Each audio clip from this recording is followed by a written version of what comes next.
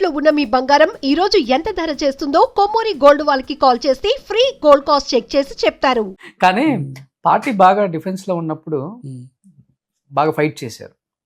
అంటే ఏ TV debate లో చూసినా కానీ జీవీ రెడ్డి అనే వ్యక్తి లేకుండా డిబేట్ లేదు. అంటే ప్రజా వ్యతిరేకత మీద బాగా మాట్లాడారు. ఎందుకంటే చదువు ఉంది, సబ్జెక్ట్ మీద అవగాహన ఉంది, అడ్వకేట్, అటు పక్క లా ప్రకారంగా కూడా మాట్లాడొచ్చు, అన్ని రకాలు ఉంది. కాబట్టి పార్టీకి నిజంగా చెప్పాలంటే ఒక వెన్నెముకలాగా నిలబడ్డారు. ఒక రకంగా చెప్పాలంటే ఈరోజు ఏమైపోయిందంటే పార్టీ కోసం నిలబడ్డ వాళ్ళకన్నా కూడా సూట్ కేసులతో వచ్చిన వాళ్ళకే ప్రాముఖ్యత ఎక్కువ ఇస్తుంది ఏ పార్టీ అయినా. టీడీపీ గురించి చెప్పట్లేదు. డౌట్ ఏం లేదు. నిండుగా నింపుకొని వచ్చావా, పోయేటప్పుడు నిండుగా నింపుకొని వెళ్ళిపోయావా అనేది నడుస్తుంది ఇక్కడ. చెప్పాలంటే అందరూ వాళ్ళే కదా ఉంది. జెండా మోసినోడు లేడు, చెమట వచ్చి తిరిగి ఓట్లు వేయండి మా పార్టీని గెలిపించండి అన్నోడు లేడు, పదవులు లేవు, మొత్తం కొత్తగా వచ్చిన బ్యాచ్లకి. ఇప్పుడు ఇవన్నీ చూసినప్పుడు కూడా ఇంకా రాజకీయాలు అవసరమా అనిపించే వాళ్ళు, అంటే మీలాగా రాజకీయం మనకు అవసరమా అనిపించిన వాళ్ళు ఉన్నారు. ఈ రాజకీయమే కదా మాకు కావాల్సింది, డబ్బే కదా ముఖ్యం అనుకునే వాళ్ళు కూడా ఉన్నారు. కానీ వ్యవస్థలో మీలాంటి వాళ్ళు లేకపోతే దీని పర్సంటేజ్ ఎక్కువైపోయి రాష్ట్రాల అభివృద్ధి అవ్వు, అన్ఎంప్లాయ్మెంట్ ఉంటుంది, ఎటువంటి ఎక్కడ వేసినా అక్కడే ఉంటుంది. మీరు చెప్పినట్లుగానే ఫైల్ మూవ్మెంట్ అంటారా, మీలాంటి మాట్లాడే వాళ్ళు వ్యక్తులు లేకపోతే ఎక్కడి నుంచి జరుగుతుంది వ్యవస్థ అనేది, వెళ్తుంది? ప్రతిపక్షంలో ఉన్నప్పుడు సరే, ఇంకా పని చేసినప్పుడు నా మాదిరే చాలా మంది కష్టపడ్డారు. నాకు అవకాశం వచ్చింది, కొంతమందికి అవకాశం రాలేదు. అదైతే వాస్తవం. నేను పర్టికులర్గా ఈ ప్రభుత్వం గురించి, ఈ పార్టీ గురించి చెప్తున్నాను. సరే, మిగతా పార్టీల సంగతి వాళ్ళ బాధ వాళ్ళది. మీరు అన్నట్టు ఏమవుతుందంటే అధికారంలోకి వచ్చిన తర్వాత నాకు అవకాశం వచ్చింది కాబట్టి నేను సేఫ్ అని నేను చెప్పను. నాకంటే కూడా 100 రెట్లు కష్టపడ్డ వాళ్ళు టీడీపీలో ఈ రోజుకు పార్టీ ఆఫీసులోకి ఎక్కలేకుండా ఉన్నారు. పార్టీ ఆఫీసు మెట్లు దొక్కలేకుండా ఉన్నారంటారు. నేను చెప్తున్నాను, నాకంటే 100 రెట్లు ఎక్కువ కష్టపడ్డ వాళ్ళు. నేను ఇంకా 2021లో టీడీపీలోకి వచ్చాను. అఫ్కోర్స్ నా కాంట్రిబ్యూషన్ నాది. కానీ అంతకు ముందు నుంచి ఉండి ఇంతకంటే ఎక్కువ కష్టపడి పార్టీ ఆఫీసు మెట్లు ఎక్కలేకుండా ఉన్నారు. అది చాలా బాధాకరమైన విషయం. అది గమనించాలంటాను పార్టీ నాయకత్వం. ఎవడి మీరన్న సోకాల్డ్ సూట్ కేసు బ్యాచ్, ఇదే బ్యాచ్ నాకు ఈరోజు నేను ప్రతిపక్షంలో ఉన్నా కూడా నేను ఎప్పుడు సబ్జెక్ట్ మీద వెళ్ళేవాడిని కాబట్టి నాకు వ్యక్తిగతంగా ఎవరితో నేను వైసీపీ నాయకుల మీద మాట్లాడేవాడిని కాదు, ఏ లీడర్స్ మీద కూడా మాట్లాడేవాడిని కాదు. అందుకని నాకు ఆ రోజు కానీ ఈ రోజు కానీ అంతకుముందు కానీ నాకు అందరితోటి బాగా వ్యక్తిగత పరిచయాలు బాగున్నాయి.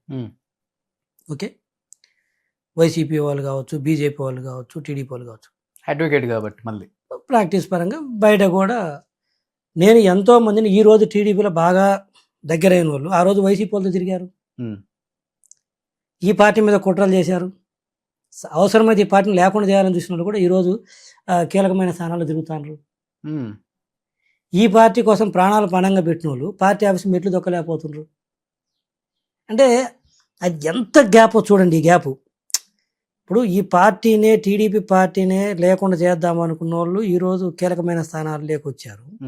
టీడీపీ పార్టీ కోసం ప్రాణాలు ఇద్దామనుకున్న వాళ్ళు, అర్పించిన వాళ్ళు, లేకపోతే ఆస్తులు, ప్రాణాలంటే నా ఉద్దేశం వెర్బాటం కానీ కాదు, ఆస్తులు పోగొట్టుకొని ఆ స్థాయికి వచ్చిన వాళ్ళు ఈరోజు పార్టీ దగ్గరికి, అధినాయకత్వం దగ్గరికి వెళ్ళలేని పరిస్థితి ఉందంటే ఇంకేమనాలి? ఎక్కడుంది గ్యాపు? దీంతో ఏమవుతుందంటే ఒక లాజిక్ చెప్తారు, మనకు కావాలి కదా అందరూ పనిచేసే లీడర్స్, అంటే ప్రతిపక్షంలో ఉన్నప్పుడు పనిచేసిన వాళ్ళు కావాలి, అధికారంలోకి వచ్చిన తర్వాత కొంతమంది కొన్ని పనులు చేసి పెడతారు మనకి, కాబట్టి వాళ్ళు కూడా కావాలి అనేది లాజిక్ బిల్డ్ చేస్తారు. నేను కాదన్ను. కాకపోతే అంతే ఎఫిషియన్సీ ఉన్న వాళ్ళు కూడా ఇక్కడ కూడా ఉన్నారంటాను. పార్టీలో కూడా ఉంటారు, లేకుండా ఏముండరు. కొంచెం ఓపిక బట్టి చూస్తే దొరుకుతారు. కొంచెం 4 మాటలు తీయగా చెప్పగానే 4 రూపాయలు. రాజకీయాల్లో కూడా ఈ బాగున్నాయండి, 4 మాటలు తీయగా చెప్తే బ్రహ్మాండంగా. అవునా? బ్రహ్మాండంగా. ఓకే, చెప్పలేకపోయారు మీరు? నా కంటెస్ట్గా చెప్తున్నాను, బ్రాడర్గా చెప్తున్నాను, ఇక్కడ బ్రాడర్గా చెప్తున్నాను. ఆ పరిస్థితికి వస్తే దీనివల్ల ఏమవుతుంటే క్యాడర్ డిమోరలైజ్ అవుతారు. పలానా వ్యక్తి అరే ఇంత కష్టపడ్డాడు, కళ్ళ ముందు అందరికీ తెలుసు, ఈరోజు తన పరిస్థితి ఏంటి, తనకే ఇలాంటి పరిస్థితి ఉంటే నా పరిస్థితి ఏంటనేది ఊహించుకొని వాడు వెనక్కి వెళ్తాడు. ఇట్లా 4, 5, 10 మంది, 20 మంది, 100 మంది, 10,000, 1,00,000 ఒకసారి క్యాడర్ కాడి పడేస్తే రాజకీయ పార్టీ పతనం ఎలా ఉంటుంది అనడానికి వైసీపీ పార్టీ నిదర్శనం. ఓకే, ఎక్కడ ప్రపంచంలో 151 సీట్లు వచ్చిన పార్టీ ఏంటి? 52 సంవత్సరాల జగన్మోహన్ రెడ్డి విపరీతంగా డబ్బులు ఉండి, అంటే పార్టీ నడపడానికి వయస్సు ఉండి, మాస్ ఫాలోయింగ్. మాస్ ఫాలోయింగ్ ఉంటే 11 సీట్లో పడిపోయిందంటే ఏంటి రీజను? క్యాడర్ కాడి పడేశారు. This the same principle applicable to TDP also. అది బీజేపీకైనా కాంగ్రెస్కైనా ఇంకొక ఎక్స్కైనా ఎవరు అతిథులు కాదు దీనికి. ఎవరు అతిథులు కాదు. క్యాడర్ను నెగ్లెక్ట్ చేసిన ఏ పార్టీ బతికి బట్ట కట్టదు. వాళ్ళలాగే వీళ్ళు అరెస్టులు, వాళ్ళలాగే వీళ్ళు వేధింపులు, నాయకులను కావచ్చు, కార్యకర్తలను కావచ్చు, అన్ని రకాలుగా వాళ్ళకన్నా వీళ్ళేం పెద్ద తీసేసే విధంగా లేదు. వీళ్ళు కూడా డబుల్ డిగ్రీ చేశారు దీంట్లో అనేది మాట వచ్చేసింది. ఇప్పుడు రేపు వీళ్ళు వచ్చినా కానీ మేము వీళ్ళు రాకముందే మేము రేపు ఇంతకన్నా టూ మచ్ చేస్తాము, రప్ప ఏదేదో చెప్తున్నారు. అసలు ఒక్కొక్కసారి అనిపిస్తుంటుంది వీళ్ళ స్టేట్మెంట్లు ఈ పార్టీలను చూసినప్పుడు, వీళ్ళక మనం ఓట్లేసి గెలిపిస్తుంది, వీళ్ళ మనం పరిపాలించే వాళ్ళు. ఇప్పుడు నిన్న అంబటి రాంబాబు గారు ఒక అత్యంత క్షమించరన్నటువంటి మాటలు మాట్లాడారు చంద్రబాబు నాయుడు గారి మీద. ఆ వ్యక్తికి ఇంత కూడా కించెత్తు కూడా లేదు. మళ్ళీ బయటికి 2 సార్లు జైలుకి పోయొచ్చు కూడా నేను తగ్గాను అంటున్నాడంటే ఏమనాలి ఇంకా? అంటే ఒక మాజీ మంత్రి, ఆ వయసులో ఉన్న వ్యక్తి ఆ మాట మాట్లాడి దాని పశ్చాత్తాప పడకుండా మళ్ళీ వచ్చి నేను తగ్గానంటే ఇంకా మిగతా వాళ్ళు ఏం నేర్చుకుంటారు? అదేమి యాక్సిడెంటల్గా మాట్లాడింది కాదు. చంద్రబాబు నాయుడు గారి మీద ఉద్దేశపూర్వకంగా మాట్లాడి తర్వాత నా ఉద్దేశం అది కాదని మళ్ళీ బయటకు వచ్చిన తర్వాత మాట్లాడితే మీరు అన్నారు చూసావా, అవును, రప్ప కావచ్చు, లేకపోతే వీళ్ళు ఇట్లా కొంతమంది ఆ పార్టీలో, కొంతమంది ఈ పార్టీలో, అవును, ఇలా స్పాయిలర్స్ మొత్తం ఉండరు. ఆ పార్టీలు ఈ పార్టీలో కొంతమంది చాలు. బట్ ఆ పార్టీకి ఆ ముద్ర పట్టడానికి ఆ నలుగురు చాలు, ఈ పార్టీకి ఈ ముద్ర పట్టడానికి ఈ నలుగురు చాలు. అదే మొత్తం అవుతుంది. ఇప్పుడు ఏమవుతుంది, అలాంటి సీనియర్ పర్సన్స్ కూడా ఇదంతా అడ్డగోలుగా మాట్లాడితే ఇక అదే కరెక్ట్ అనుకుంటున్నారు. పార్టీ అధినాయకత్వం కూడా అలాంటి వాళ్ళకే అవకాశం ఇస్తున్నారు. ఓహో ఇలా మాట్లాడితే ఇలా అవకాశాలు వస్తాయా, గమ్మున ఉంటే అవకాశాలు రావా, అందుకని మనం కూడా మాట్లాడదాం. ఇంకా లకారాలు గికారాలు మొత్తం ఎంత ఎక్కువ మాట్లాడితే అంత అన్నట్టు తయారైంది. ఎందుకు ఫుల్ స్టాప్ బెటర్ అంటాను నేను. ఎవరో ఒకరు ఫుల్ స్టాప్ పెట్టాలి కదా. నేను ఒక స్టేట్మెంట్ చూశానండి, ఏబిఎన్ ఆంధ్రజ్యోతి ఆర్కే గద్ద అంటూ డొక్క మాణిక్ ఆయన ప్రసాద్ గారు, చంద్రబాబు నాయుడిని టీడీపీ పార్టీని ఎంత తిడితే అంత మంచి పదవి ఇస్తాము, అంటే కమ్మ అంటే కులాన్ని కావచ్చు లేకపోతే ఆ పార్టీని కావచ్చు వ్యతిరేకించాలి, ఇష్టానికి మాట్లాడాలి, మేము ఇచ్చే డైరెక్షన్స్ ప్రకారం వెళ్తేనే నీకు ఈ పదవులు అని చెప్పి సజ్జల గారి డైరెక్షన్ జగన్ గారు మరీ చెప్పమన్నారని చెప్పి ఆయన మీద చెప్తున్నారు. ఏంటి ఒక సీనియర్ నాయకుడు, మరి వాళ్ళ ఇంటర్నల్గా ఏముందో మనకు తెలియదు. చూడండి అసలు ఎంత దూరం వెళ్ళిపోయినాయి రాజకీయాలు చూస్తుంటే. కొన్ని చెప్తున్నా కదా, ఎవరో ఒకరు ఆపాలి, కానీ అన్ఫార్చునేట్లీ ఎవరు ఆపట్లేదు.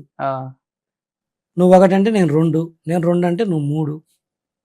అది కూడా అన్ఫార్చునేట్లీ ఏంటంటే చదువు తక్కువ ఉన్న వాళ్ళు లేకపోతే వయసు తక్కువ ఉన్న వాళ్ళు కాదు, మంచి పదవులు చేసిన వాళ్ళు, వయసు ఉన్న వ్యక్తులే రోడ్డు మీదకి వచ్చి అడ్డగోలుగా మాట్లాడితే అరే రాష్ట్రం పరుగు పోద్దన్న సంగతి కూడా వీళ్ళకు కామన్ సెన్స్ లేకపోతే ఎట్లా పక్క రాష్ట్రాలు చూస్తున్నారు కదా, నవ్వుకుంటారు. ఇప్పుడు హైదరాబాద్ లాంటి ఒక రాజధాని ఉండి, ఇంత డెవలప్మెంట్ ఉండి, ఇంత ఆదాయం ఉండి, ఇంత మంచి ఎంప్లాయ్మెంట్ ఉంటే మీరు ఏం చేసినా కానీ కొట్టుకుపోద్ది. ఏం లేదు అక్కడ ఉందే ఇంత ఆంధ్రప్రదేశ్. ఇప్పుడు ఏది చేసినా కనపడుతుంది సార్, ఇంతగా కనపడుతుంది. స్కోప్ ఉంది చేసుకోవడానికి. అట్ ద సేమ్ టైం మనకి కొత్త రాష్ట్రం అవ్వచ్చేమో కానీ, చిన్న రాష్ట్రం అవ్వచ్చేమో కానీ, బట్ డెవలప్మెంట్ చేసుకోవడానికి చాలా స్కోప్ ఉంది.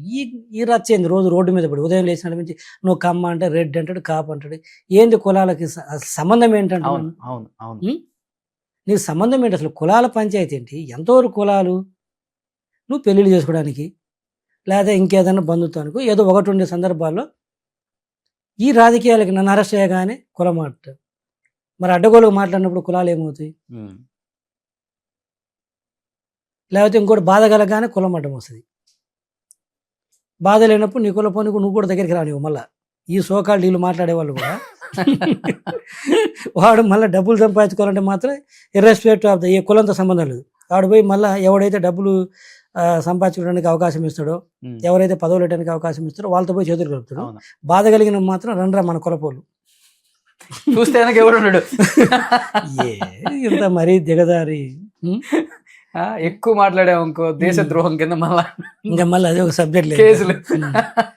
మరి అంటే మరి టూ మచ్ స్టూప్ డౌన్ అవుతున్నాడు. నేనేంటంటే రాజకీయాల్లో కొన్ని కులాల ప్రస్తావన లేకుండా చేయలేం. బట్ అది ఎంతవరకు అంటే దానికి ఒక లిమిట్ ఉంటుంది. అంతవరకు యూజ్ చేసుకోండి. ప్రతిదానికి కుల కార్డేనా.